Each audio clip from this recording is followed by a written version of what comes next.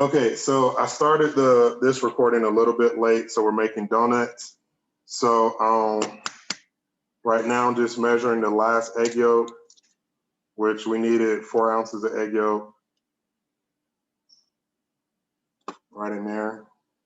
I don't necessarily like separating egg yolks with my hands because, take your hoods off, please, because that requires more hand washing. On my point, I'd rather do the shell to shell method or gloves, but in this case, I am not wearing gloves, so more hand washing, rinsing off, all that good stuff here. So we have 4 egg yolks, which is 2 ounces of egg yolks. That will go into the bowl here. I'm going to save the residual stuff. I'll put that in the refrigerator. I'll cover it later, just moving for time. In this bowl, because I started the recording late, we have 20 ounces of milk. I used carnation milk because the other milk is frozen. We have 1.5 tablespoons of yeast. To that, we are going to add roughly about 11.5 ounces divided by 2. So we're going to look at about 6 ounces of sugar, give or take.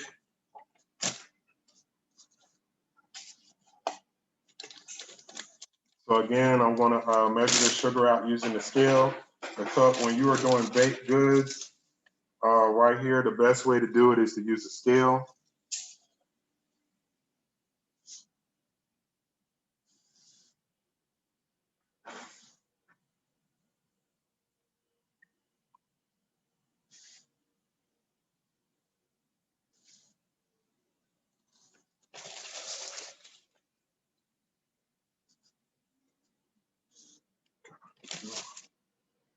So not all of my sugar will go in. Like I said, I'm only going to put half in it.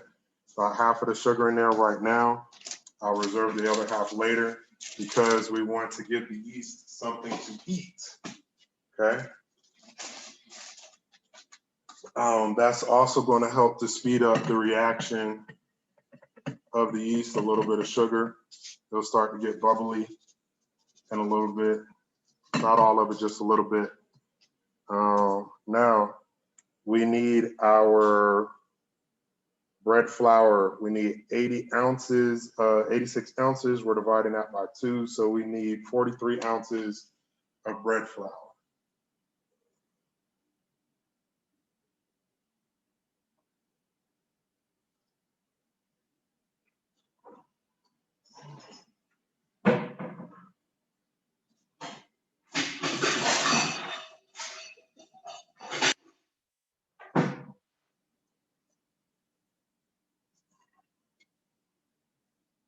Now again, I want to put my bowl right here. I want to subtract the weight of the bowl. I want to get another cup for my bread flour. And we need 43 ounces of bread flour.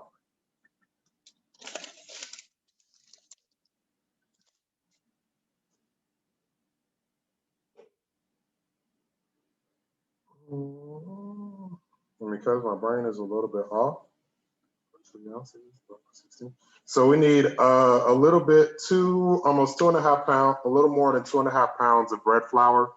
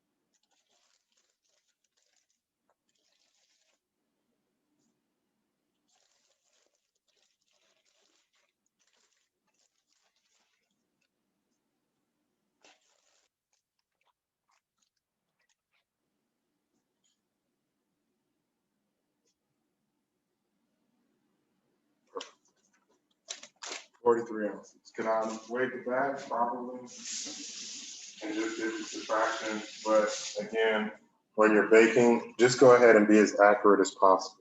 Okay? Just be accurate. That's what baking is accuracy. Baking is a science, okay?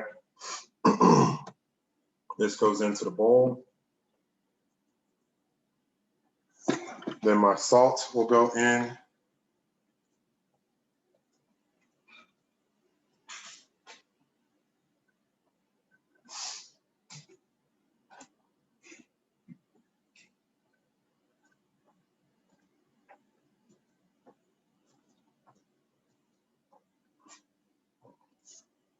And we need one tablespoon of salt. All right.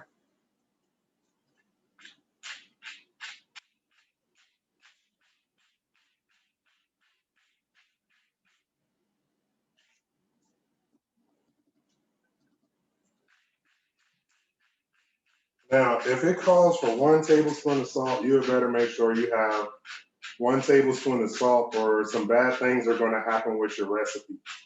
Your yeast is going to overrise. It's not going to brown correctly. There's a lot of things that happen when you leave one ingredient out, okay? So make sure you have what the recipe calls for, okay?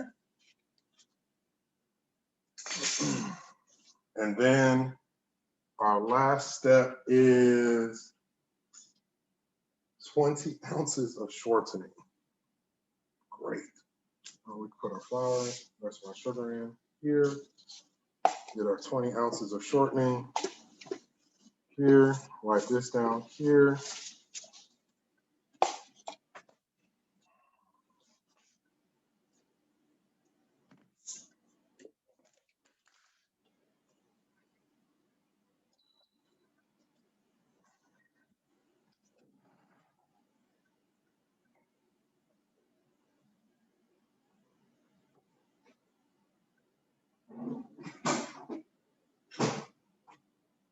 I want to use a bowl for this. Oh, 10 ounces of shortening, see? Just 10 ounces. I said 20, but it's actually just 10 because dividing the recipe in half.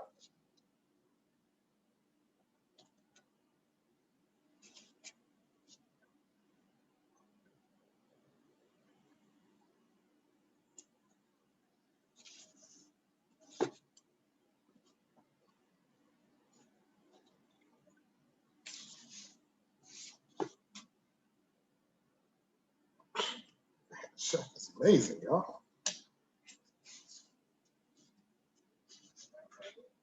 No, it's just fat. Can you substitute shortening for butter? Can you substitute butter for shortening? Yes. Can you substitute shortening for butter? Yes, but butter has more flavors. It's different. The fact this is made from vegetables, while the other stuff is made from milk.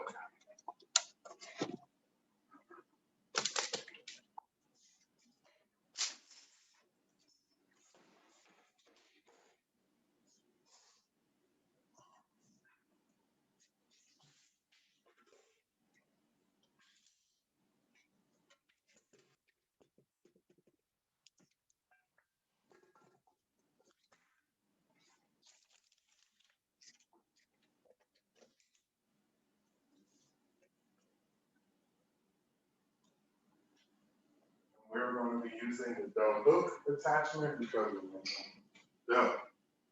Donuts are a type of dough.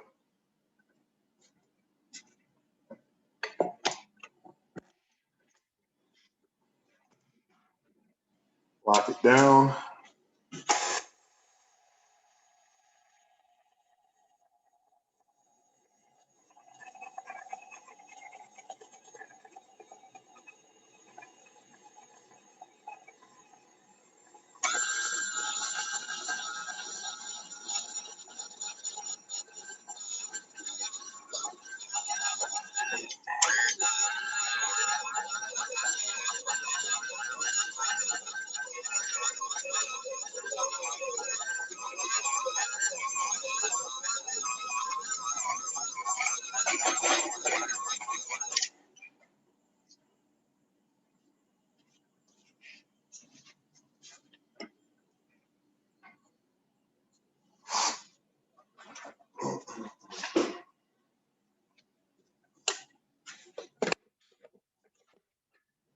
Not that this really helps.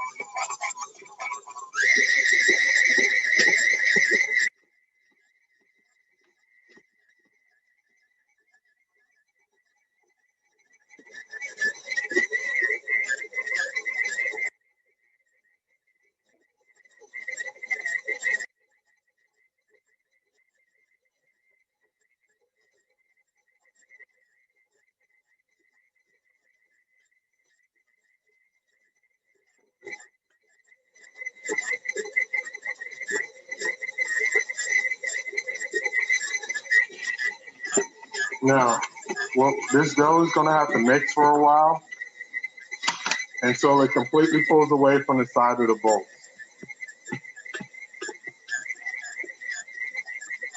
So what we're doing right now is we're developing gluten, and the gluten is what gives this dough the chewy consistency. Okay, so it's going to have to mix for a while. Okay, and you'll know it's done when it completely pulls away from the side of the bowl.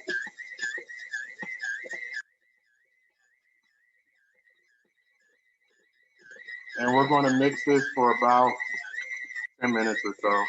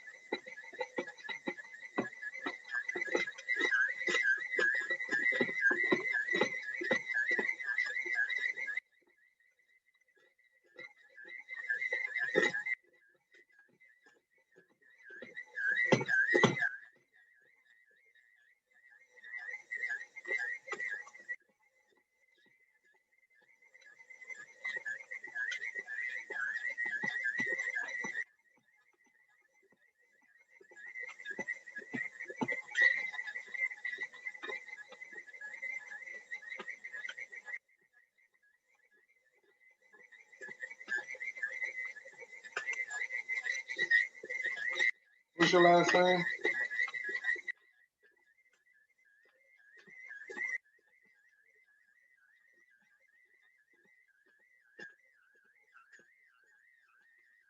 Hey, who's in my class today?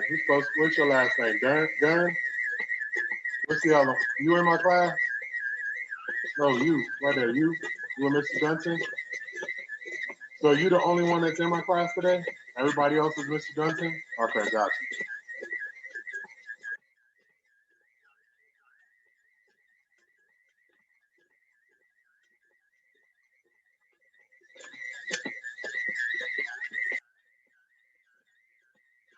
Now, if you're paying attention, you can actually see on how the dough is starting to, you saw how it was sticking to the sides and now it's coming loose from the side. So this is actually developing gluten.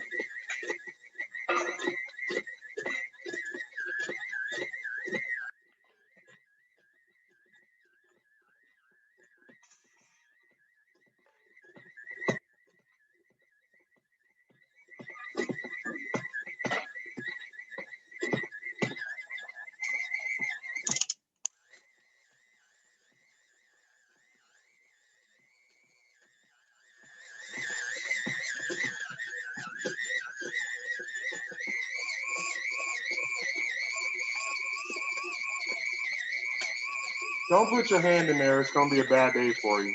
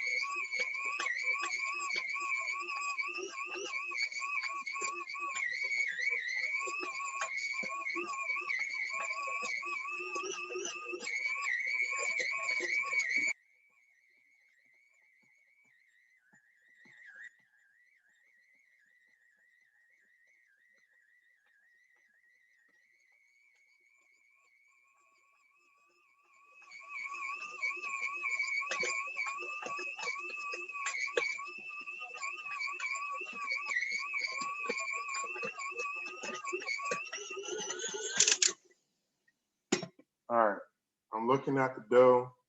It's not sticking to the sides anymore. It's a pretty nice dough ball. Don't do what I do at home. I cut this recipe in half. So if you're at home, cut it in fourths. Okay, do half of a half. Okay, and you'll know that by you'll know that, and you'll be able to gauge how much dough can actually stick in your mixer. Okay, that's how you'll know. So I just have to gauge how much dough can stay in my mixer at a time. All right. So now this dough is going to need to ferment. That means rise. And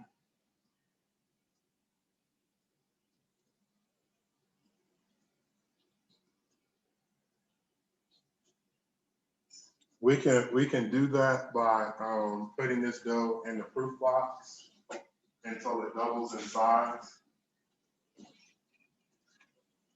What I'm going to do is I'm going to get a really big bowl.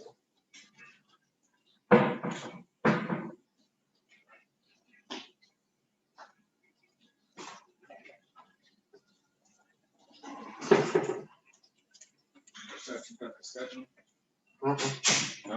Nope. It looks like 7 graders on the hallway. Oh, really? Yeah. Oh, man. Okay. So we'll pause right here. I'll upload this to YouTube, and I'll see you all later.